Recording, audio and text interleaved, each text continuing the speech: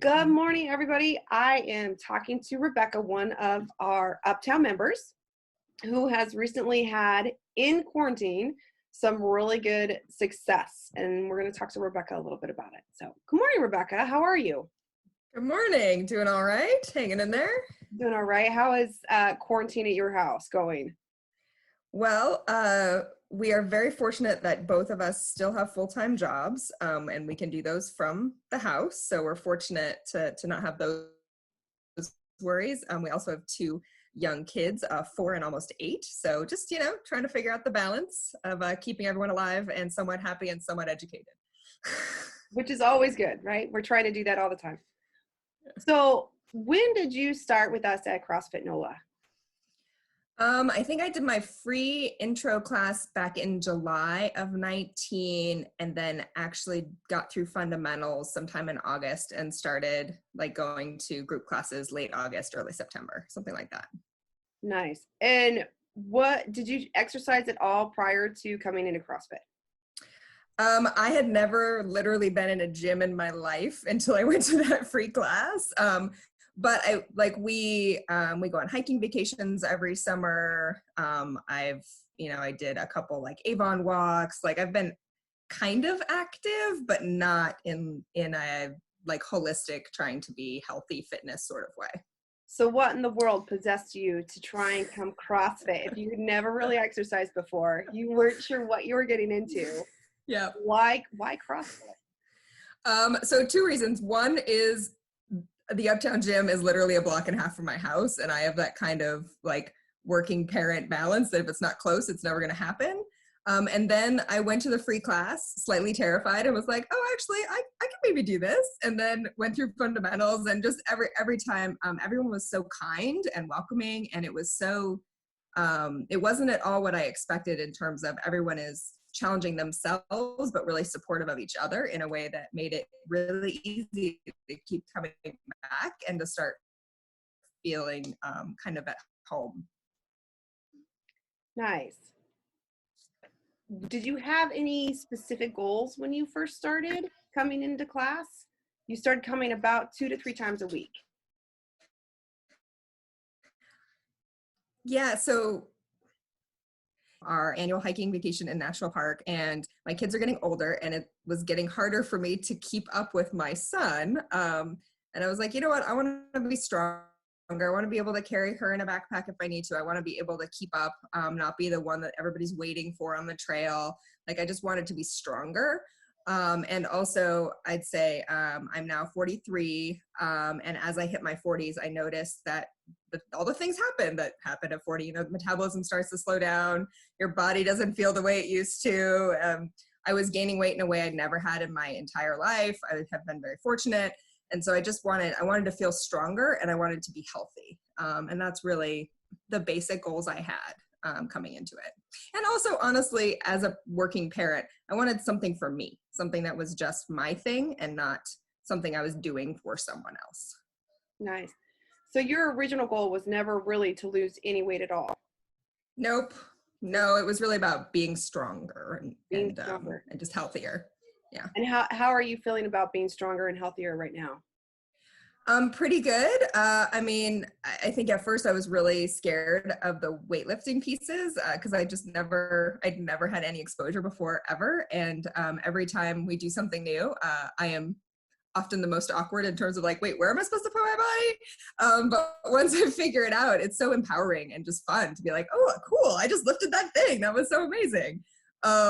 And I do feel stronger. I feel like we've been going on 1 to 2 walks a day with the kids since we've been in quarantine. And we walked 4 miles one day just because what else are we going to do? But I'm definitely able to keep up with them. I, can throw the kids around and definitely feeling it kind of in the everyday pretty well. Fantastic. That's fantastic. So you recently shared with me that you just lost some weight starting in March, or you've been on the weight loss program starting in March. Yep. Yeah, so my birthday was in early February, and I've not been one to ever like regularly weigh myself, but I got a scale probably about a year ago, and every now and then would pop on, and I was heavier than I ever been in my life. I was about 160, and really I was used to being more in the 140s, and I was like, you know what, I probably should do something about that, because that's actually for my height, starting to be technically overweight, and we don't want to do that. And so starting in early March, I started to actually like pay attention to it. I got an app that helped me log food. And by last week, I'd lost 10 pounds. And I like to lose about maybe 2 to 5 more pounds, but kind of amazing that in about 6 weeks, I was able to lose about 10 pounds. And this is in quarantine. You're doing most of this in quarantine. Yes. So yes. what is it? Which is amazing. That's the thing, is a lot of people find it a lot harder when they're stuck at home. What kind of changes did you make with your diet that has, in addition to tracking? So I think a huge part was just actually thinking about portions. Like once you have to write down how much you're eating, you're paying more attention to it. I think for me, I grew up as part of the Clean Plate Club, and sort of breaking some of the psychology about actually listening to your body about when you're full, rather than thinking about eating all of the things on your plate, even if you're the one doing the portioning. I think that's been really big for me. I've stopped cleaning the kids' plates when I'm cleaning up after meals, which for any parent that might ring true. And then also just really thinking about like whole wheat instead of not. I've always, whole wheat bread, switched over to like whole grain pasta, eating less portions of it, and just a lot more fruits and vegetables, which I've always loved. But again, as someone who is responsible for making most of the food for 3 other people, I often focus on what they like and not necessarily what I like or what is healthiest for me, even if they won't eat it. And I've started to, especially in quarantine, we're cooking all of the time. And so it's easier, I think, for me to actually cook what I want to eat in addition to what they'll eat. And it's not that I'm feeding them bad stuff, but I eat more variety of vegetables than my kids do, or even my husband. And so it's, actually just throwing a bunch of vegetables to roast all at once, in addition to, maybe an additional salad for me. And maybe I won't, like last night, I just chose not to have the cheese tortellini pasta, and it didn't really look that good to me. It wasn't like, none of this is sacrifice either. It's not about telling myself what I can't have. It's just about thinking about inside this number of calories, and I'm logging, what do I want to eat and what's best for me and what tastes the best right now. For me, if I thought like, you're never going to eat ice cream again, like the diet wouldn't last more than a day, because I'd be like, screw that, I want ice cream. But if it's more about like, what are the total calories, and trying to eat many more of the kind of calorie dense, like fruits, vegetables, whole grain kind of stuff, and just less of the processed foods. Like I really have thrown out, we already weren't eating that many, but really just eating a lot less of those processed foods, trying to just focus on whole foods. And I've noticed my tastes have changed. It was actually pretty easy to not eat all the kids' Easter candy this year.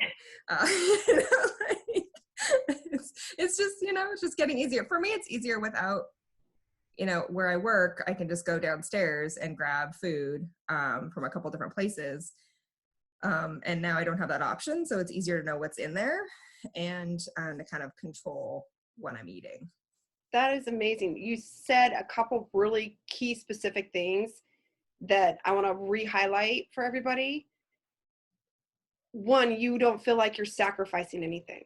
You don't feel like you're sacrificing taste, and you don't feel like you're sacrificing things that you would normally eat. So you're not going without things that you would normally eat. You're trying to make it fit within your certain calorie range and what you need on a regular basis. And that is massively huge for a lot of people to come to realize, is I can still have these things, but I'm going to have less of them. And the other thing I think that is tremendous and so helpful is you're focusing on whole foods, and you never really ate a whole lot of processed stuff, but now you've really cut those out, and you're focusing on those fruits and vegetables and watching that portion control. And people often think, and I'm not sure if you thought this way before, that nutrition is complicated and it has to be really hard. Mm-hmm. Yeah, I think people have that idea, and it's really, just a lot of it's common sense, but you have to actually think about it. Like I just hadn't really been thinking about it at all. I just been eating, and like fairly healthy, right? Like, we were never like the fast food kind of family. But I was raised with fairly healthy ideas, but just sort of refining those, right? And just instead of getting the rice-a-roni rice mix, which is really quick and easy, just make some rice, like just make, like, it's not that hard, and you can add flavor to it with spices instead of getting the processed rice mix, right? Like there's little tiny switches that the kids don't even notice, that are better for all of us, that I hopefully, will get them to learn all this stuff as kids. And just that realization of the clean plate couple weeks to be like, why am I making them eat what is on their plate? What if I gave them too much? Like I'm actually giving them a terrible life habit. Like, let's stop doing that. That's not actually good for our bodies. Let's actually learn to listen to when we're full, and figure out other things. Like it's not going to get you snacks later if you didn't finish your dinner, but I'm not going to make you finish your dinner, like things like that help us and also are better for the little humans that we're raising. Do you feel like your positive changes have you noticed, I guess, your positive changes with your diet? Have they impacted the kids, or the kids just don't really notice right now? Are they eating a little bit more fruits and vegetables that maybe they didn't before? My daughter definitely is. So she'll eat almost anything. And now if it's on my plate, she wants to try it. So she was like, we're growing broccoli in the backyard, which she loves broccoli. And we found caterpillars on it, like eating away at our little broccoli leaves. And she was like yelling at the caterpillars, stop eating my broccoli, like really upset, little 4-year-old grumpiness about the caterpillars. But it's definitely, she is trying a lot more things. And like, she's the one who'll eat fish and shrimp and like all the things. My son, not so much, but she saw me practicing trying to kick up to the wall. And now she's on her head almost all the time, like always trying to be upside down. Like, look at me, I can do headstands. And it's kind of hilarious the way that they do that. Do you have any plans, if we ever get out of quarantine, ideally, right? We're hopefully just until the 16th. Do you have any plans in the future, let's say getting your kids into a regular exercise program, whether it's CrossFit Kids or some other type of structured activities? Do you think that they would want to do that? So my husband's a marathon runner, and the kids like to go on runs with him. In fact, they just did that yesterday. They go on their little 1 mile or half mile run with him. They have, before we were doing Zoom classes, they would come and probably once a week do one of the workouts with me in the backyard. My son, much more into it than my daughter. But he won't do the workout if there's not running involved, which is hilarious because I prefer the ones without running. So, so he motivates me to do the ones I might not do because he'll do them with me, which is funny. But maybe, I think if they were interested, I also would love it if it was at the Uptown gym, instead of Mid-City, because it's right there. It's a block and a half. I mean, when we do our runs, I still use the street, because it's marked and it's easy and it's right next to my house. So I think I'm more interested in doing that with them, but it's really about what they're interested in. If they're into it and they want to do it, great. If not, that's okay. It's okay for me to have something that is just for me also. Definitely okay for you to have something just for you. So with your journey, this has been fantastic, Rebekah. How have the coaches at CrossFit NOLA helped you out? How do you feel like your experience starting at CrossFit NOLA has helped you come into realization of being slightly healthier? Yeah, I mean, I think I'm still always, I'm continually blown away by everyone's positivity. And I think like you're the coach that I have worked with the most, and I really, everything is so welcoming and kind, which is funny when I tell people like, oh, I started going to a gym. Oh, what kind of gym? Oh, CrossFit gym. And they're always like, oh my gosh, you just went right in, didn't you? And I was like, well, what do you mean? And, but it's always like when I start talking about how positive and helpful and just really nothing has ever been in shame, right? It's never been about what you can't do. It's always a focus on what you can do and how to get better. People are always really actually surprised and like, oh, it sounds like you found a really good place. And I think that continual encouragement but also like calling you out for like, no, that's not how you do it. But it's also been in like making sure everyone's safe and we're doing it properly. We're not going to hurt ourselves is really important. And I've never been in a situation where people were actively helping me get healthier and seem to genuinely care about what the journey is like and that, you know, it's kind of going the right way for me. And I found that really helpful. I definitely would never be able to or want to do workouts on my own. It's not fun. And it also, like, the feedback is really important. I found the Zoom classes really helpful because the feedback, like, I can do a workout in my backyard and do it totally wrong and no one will ever tell me because there's no one there. But with the Zoom, at least there's some feedback ability to be like, well, actually, no, you need to lift this better. And, oh, okay, I didn't realize I was doing that. And I just find that really important and motivating. I think it'd be super easy to stop doing classes, especially in this situation, without that feedback and motivation. But I've been really proud of myself that I've maintained 3 a week since we went into quarantine. And just like, I want to keep doing that. It helps keep me sane. It definitely helps with the mental release, right? Especially as a parent. Yes. Yeah. Yes. It's been great. So you've continued 3 times a week in quarantine. And how have you been able to do that? Did you just say, okay, this is the time that I'm going to work out and nobody can bother me really? But we know the little kids come in every once in a while. That happens with everybody. But how have you made that work?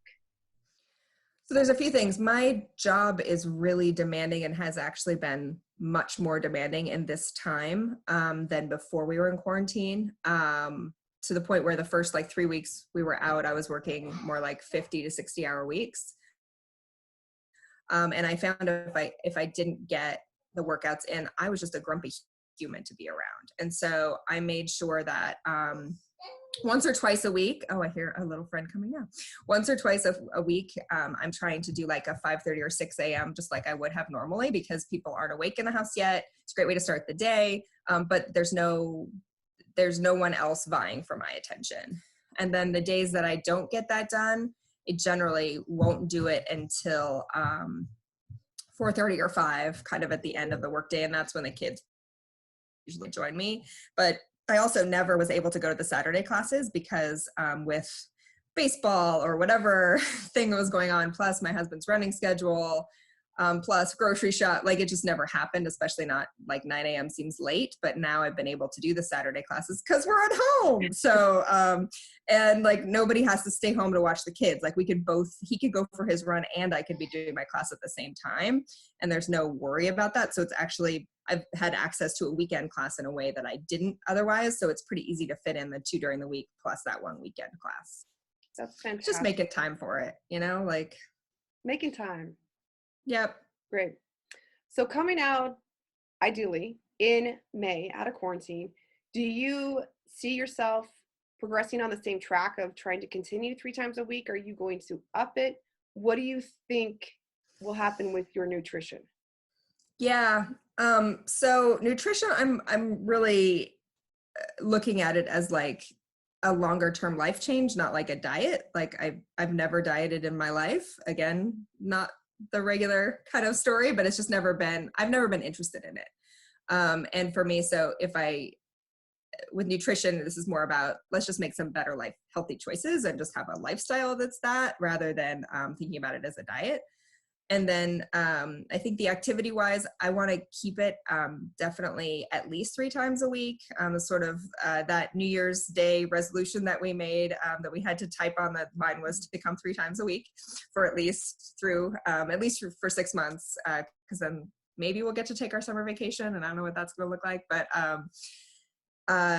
and maybe more times a week. It's difficult. If I can make it to Saturday in person, then I could probably do 4 times a week. But with work, I'm not sure I can, and balancing someone else's running schedule and stuff, like 3 is probably the most realistic. And there might be a time, I think, when the kids are older that it might get to be more. It just kind of depends on, figuring out that working parent balance that we all get to figure out once we have tiny humans. This is great, Rebekah. Everything that you have said has been fantastic. And even for myself to hear it coming out of someone else's mouth, excuse me, talking about balance, and it's a lifestyle change, and to watch you from when you first did fundamentals and to see you on Zoom now has been so incredible. And really, for me as a coach, one of the greatest parts of my job, to see you kind of make these realizations and these changes for yourself, because you know that it's helping you. And it just really speaks a lot to me in my heart of what you're capable of doing. And I can't wait to see you when you get a barbell back in your hand in the gym, and to see it. It's been so great, and I really appreciate you sharing your journey with us this morning.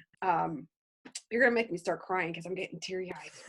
It's also really fun as a mom specifically to think about someday maybe my kids seeing some of the stuff we do in class, with weights and stuff, and what they would think about that, because they don't, and it's fun to kind of see the difference in the way they see me kind of doing some of this stuff and putting myself first and thinking about how that will influence their lives and how they value themselves. And I'm hopefully that is something that they'll take with them also. And I mean, just seeing Gabby, little 4-year-old Gabby, trying to kick up and do handstands and headstands, and Colin, he did 150 squats when we did a workout a couple weeks ago. He was like, I can do squats, Mom. And he did the running, and he was so proud of himself. And just that it's something that I did for me, but that may have a positive influence on my kids as well for their life is a pretty big lasting impact that I'm not sure coaches think about.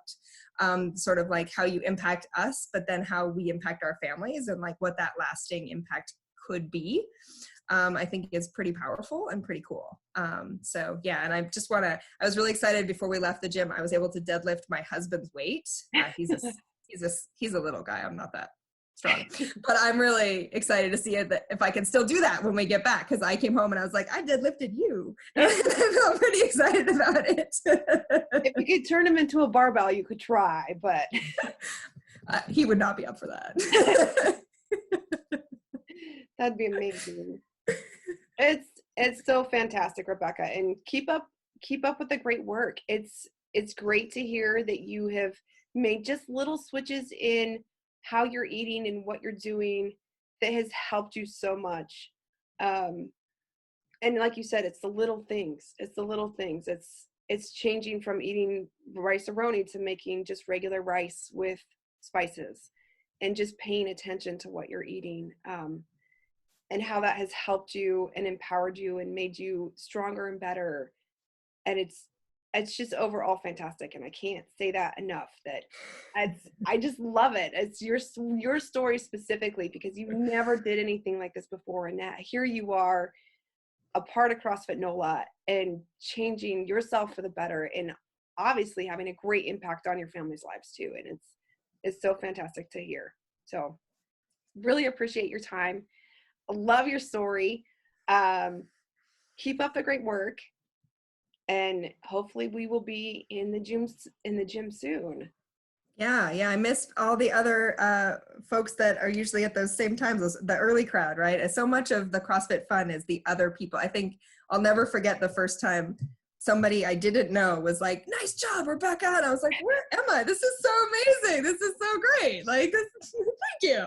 And that validation and that support that come from people that you don't even know, in this really wonderful culture that has been built in the gym, which is clearly intentional. And I'm excited to get back to that eventually.